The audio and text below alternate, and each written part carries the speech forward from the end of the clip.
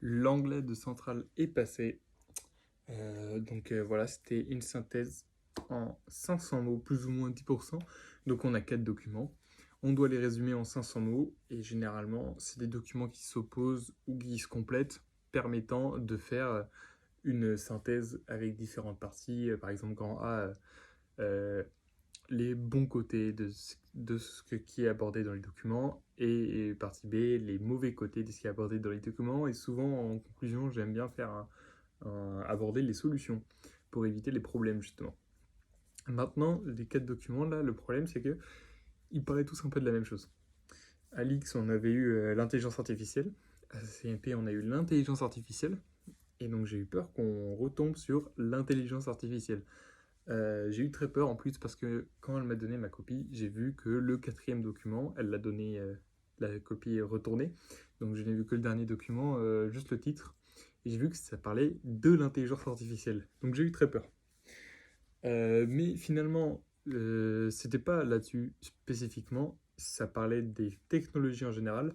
Les 3 autres documents étaient très axés sur les avancées technologiques plus que sur l'intelligence artificielle. Et le quatrième document parler de l'intelligence artificielle comme étant une avancée technologique. Donc finalement, en fait, c'était plus sur les progrès technologiques que sur l'intelligence artificielle. C'était même pas du tout sur l'intelligence artificielle en général, sauf le dernier document du coup. Et en fait, le vrai problème, c'est qu'ils se complétaient tous. Les 3 premiers documents étaient très axés sur un mec qui s'appelle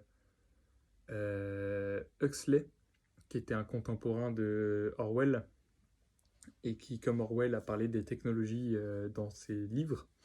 Et sauf que Orwell disait plutôt que le problème des technologies, c'est que l'information serait camouflée par le gouvernement, et donc ça empêchait les gens d'accéder à l'information. Maintenant, Huxley, il expliquait que l'information risquait d'être noyée dans un océan d'informations moins importantes, et donc au final, à cause de fait que l'humain est addict à tout ce qui est distraction, on finirait par complètement passer à côté des vraies informations, celles qui sont importantes, et que du coup, les technologies finiront par nous rendre un peu addicts à la distraction.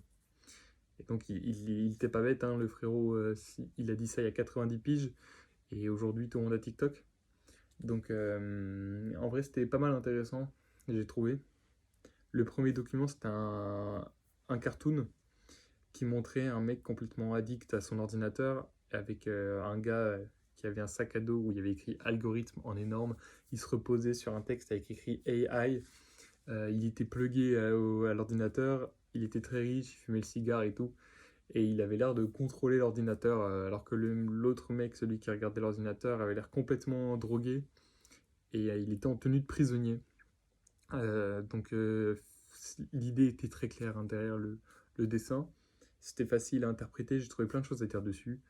Euh, Ensuite, le second document, c'était une interview de Huxley, du coup, en 1960. Et donc, c'était pas mal intéressant, notamment celui qui faisait l'interview, il posait des questions marrantes, notamment sur le fait de est-ce que du coup il était moins libre que certains parce qu'il était plus jeune, donc c'était un peu marrant. Et surtout, Huxley disait un truc un peu bizarre à la fin. Il disait que son livre c'était une utopie et que faire des utopies c'est très facile. Ça permet parfois d'aider les gens à, à comprendre le vrai potentiel qu'ils ont et le potentiel des technologies. Maintenant, faire une utopie idéaliste, tout le monde peut le faire. Et donc, il n'y a pas vraiment de mérite à ça. Donc, c'était un peu marrant. Le troisième document faisait une grosse comparaison entre Orwell et Huxley. Et c'était un document qui était axé plus sur le fait que les... aujourd'hui, on a plutôt... Attends, mais qu'est-ce qu'il disait?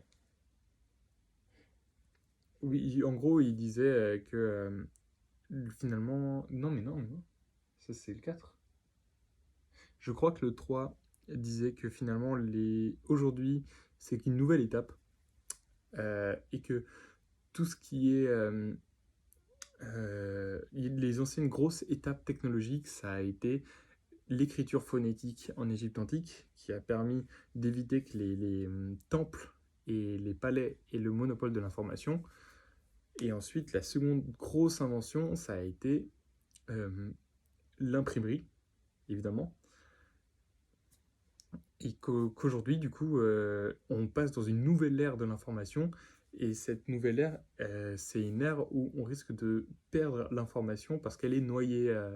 Il reprend justement Huxley, il cite même Huxley, et genre, il explique que du coup, comme l'information est noyée dans tout un océan d'informations euh, qui sert à rien, on finit par perdre cette information et qu'au final, du coup, il est important de prendre des mesures vite pour pas que ce soit, pour pas que ça devienne un problème.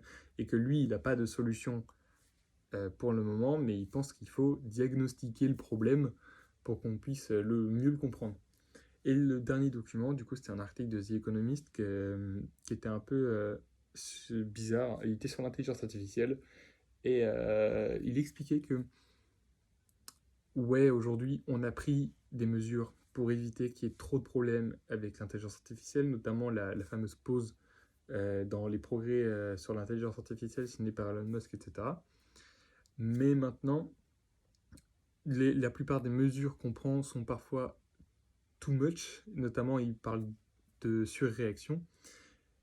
Mais c'est quand même mieux que de rien faire. Il cite le fait que la Grande-Bretagne et les USA ne font quasiment rien pour lutter contre l'intelligence artificielle, que les grosses compagnies à propos des intelligences artificielles ne financent pas du tout celles qui tentent de justement limiter les risques et essayer de les comprendre. Et il dit que l'Union européenne a fait des régulations qui sont pas mal, des bonnes administrations, mais qu'elles sont un peu, elles sont pas assez flexibles en fait. Si jamais on a besoin de les changer, ça va être compliqué parce que c'est basé sur un système de risque. En gros, plus l'intelligence artificielle euh, peut, peut créer des risques et des dangers, plus elle est limitée et contrôlée. Sauf qu'en fait, du coup, si jamais il y a des problèmes là-dedans, il faudrait revoir le système de classification. Et donc, le sujet suggère plutôt de partir sur une approche plus limitée, plus flexible là-dessus. Mais sinon, voilà, c'était là-dessus.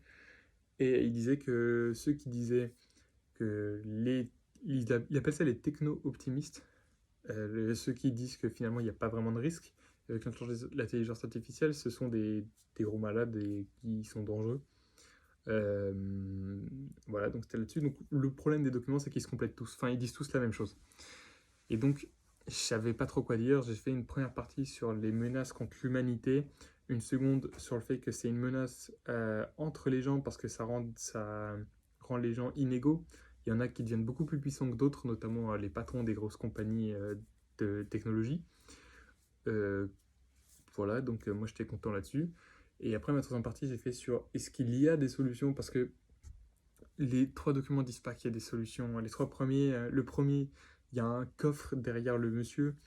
Donc j'ai interprété ça, parce que le document iconographique, à chaque fois, c'est de l'interprétation. Donc j'ai dit que on pouvait interpréter ça comme si jamais le mec était addict à son ordinateur, il prenait du recul, il pourrait voir le coffre et ainsi se sortir de sa misère. Euh, le second document, l'interview, le mec il dit vraiment que on peut idéaliser, mais c'est super facile à faire. Et certes, ça peut aider, mais c'est tellement facile à faire que des fois, ça n'a aucun intérêt. Et le troisième document dit il faut s'analyser pour mieux comprendre. Mais il dit je n'ai pas de solution. C'est vraiment écrit I don't have any solutions. Donc voilà, c'est compliqué. Et donc je suis pas hyper content de mon plan, même si je trouve que j'ai bien analysé le truc. Hein. J'ai littéralement un poster. Euh,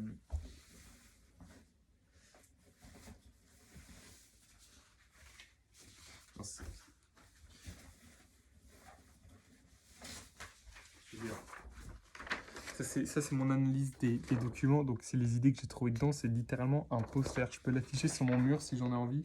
Ça ira super bien. Il y avait plein de trucs à dire. sur les documents, mais en fait, tout se répétait. Donc, c'était pas hyper pratique.